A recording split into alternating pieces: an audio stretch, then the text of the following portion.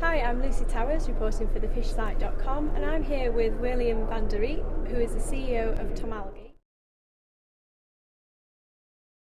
Well, to my mind, the future of aquaculture is in algae production. The algae take up about in hatchery. There are several areas within aquaculture where algae are needed. What we're focusing on is basically on the juvenile stage, so the hatchery stage. And within the hatchery stage, there's the early stage production feed. People need to use algae in order to come to the next production phase. The limiting factor in hatchery production is actually the use of algae in the early stages. If you look at the total hatchery production cycle, it takes for shrimp, that's one of our first markets we're focusing at, roughly about 21 days. Of that 21 days, roughly 15, 16 days, the animals are actually fed on, let's say, more or less compound feeds. And I will also call Artemia as, let's say, a manufacturer's feed, which is fully controlled product which can be used throughout the production cycle.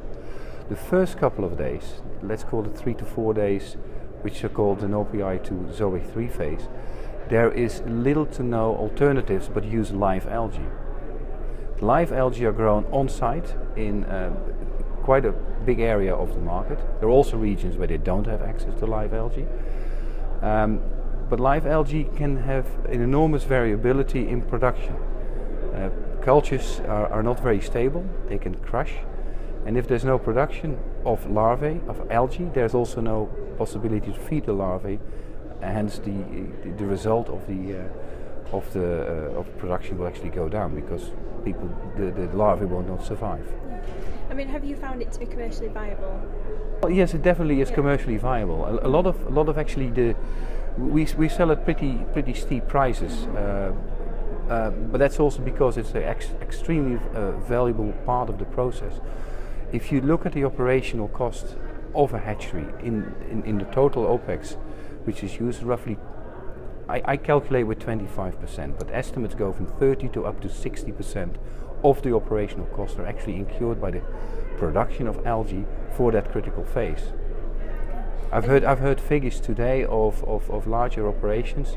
They say half my people in my hatchery operation are basically busy with the algae cultivation, and that is extremely big. Yeah. And what would you say to farmers who at the moment are making their own feeds from algae in a much simpler way? What is the benefit of using your products as a tailored feed? Well, first of all, there's the biggest benefit they will have is that we can supply a continuous quality control batch.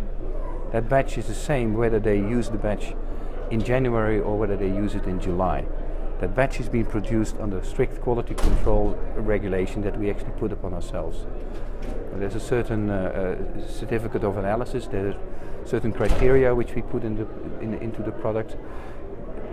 These quality measures, they're open, and we've also qualified for GMP Plus and for ISO 9001 certification, so the quality assurance is there. So batch release, continuous quality of the batch is the first parameter. Secondly, they'll understand that the fluctuation in quality which they do with their own product can actually have an enormous impact on the continuity of their production. And we're taking away that risk. So what people can now do, they start focusing what they should be focusing at, and that's the production of larvae and not the production of feed. Let us do the production of feed, let them do the production of the larvae. Well, it's extremely rich in a combination of materials. One of the crucial materials in that early stage is omega-3 fatty acids. So it's the omega-3, it's the EPA and the DHA. We have both in our product. Both are there, which is pretty unique.